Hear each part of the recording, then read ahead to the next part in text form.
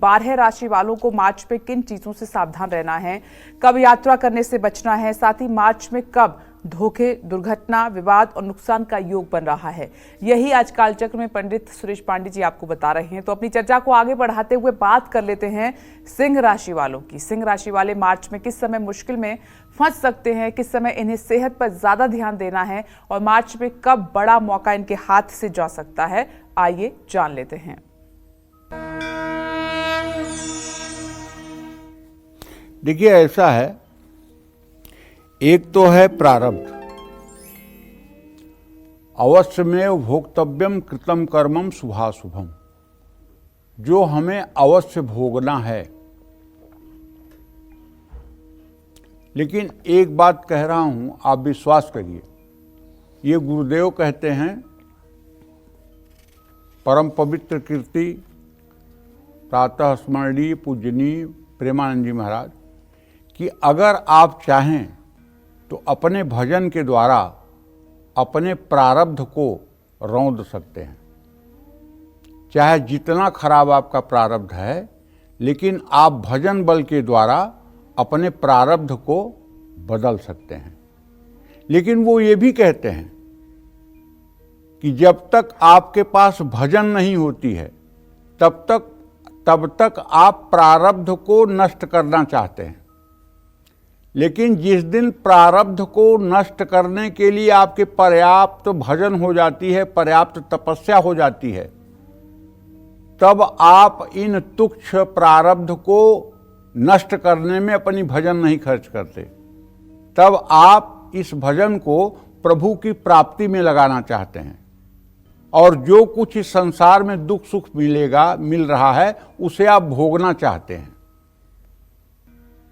अगर भजन का प्रयोग बड़े बड़े सिद्ध साधक अपने कष्ट को मिटाने में करते, तो स्वामी रामकृष्ण परमहंस अपना कष्ट मिटाते, परम पूजनीय भाई पोद्दार हनुमान प्रसाद पोद्दार जी अपना कष्ट मिटा लेते, उड़िया बाबा अपना प्रारब्ध मिटा लेते। लेकिन नहीं, सबने अपने भजन को ईश्वर की प्राप्ति में लगाया, प्रारब्ध को मिटाने में नहीं। और गुरुदेव ये भी कहते हैं कि मच्छर मारने के लिए ब्रह्मास्त्र का प्रयोग कहाँ से बुद्धिमानी है। ये प्रारब्ध जो हमारे शरीर का सुख दुख है, ये तो मच्छर ही है, और भजन जो है ये ब्रह्मास्त्र है। तो इस छोटे कार्य के लिए, तुच्छ कार्य के लिए अगर हम इस ब्रह्मास्त्र का प्रयोग कर रहे हैं, ये कहाँ की बुद्धिमानी है।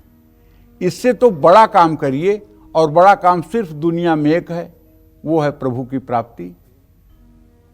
रामचरितमानस में गोस्वामी तुलसीदास जी ने लिखा है, बड़े भाग मानुष तन पावा, सुर दुर्लभ सदग्रंथ निगावा। बड़े भाग्य से मनुष्य का शरीर मिलता है। और आगे क्या लिखते हैं, सुर दुर्लभ, मतलब देवताओं के लिए दुर्लभ है ये मनुष्य शरीर। क्यों देवताओं के लिए क्यों दुर्लभ है भाई? इसलिए कि देवता तपस्या करके श्री हरि विष्णु को प्राप्त नहीं कर सकते, इसलिए कि वो स्वर्ग का भोग भोगें बस। जब स्वर्ग का उनका समय खत्म हो जाएगा तो फिर उनको आना पड़ेगा।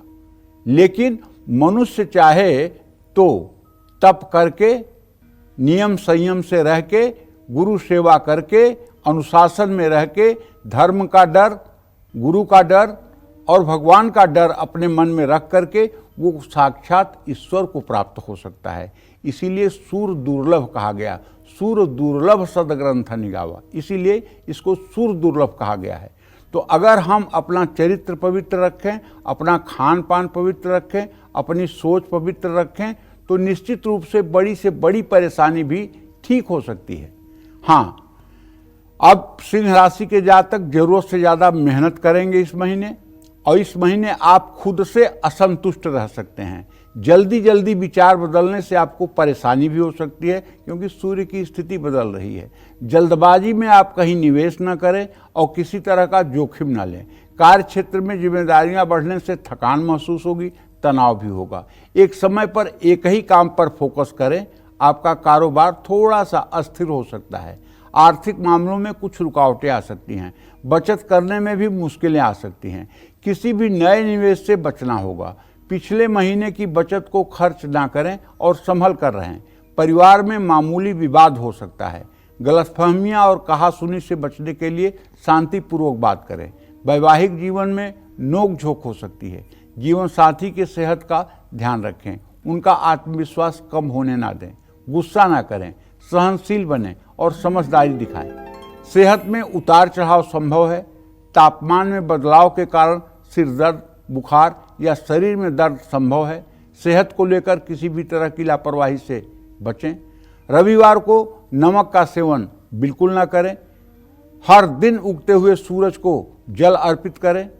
ओम घृणी सूर्याय नमः छोटा मंत्र है, या ओम ब्रह्म स्वरूपिणे सूर्य नारायणाय नमः, इस मंत्र को 3 बार बोलते हुए सूर्य को अर्घ्य दें। आदित्य हृदय स्तोत्र का नित्य प्रातः पाठ करें। जय मां विंध्यवासिनी।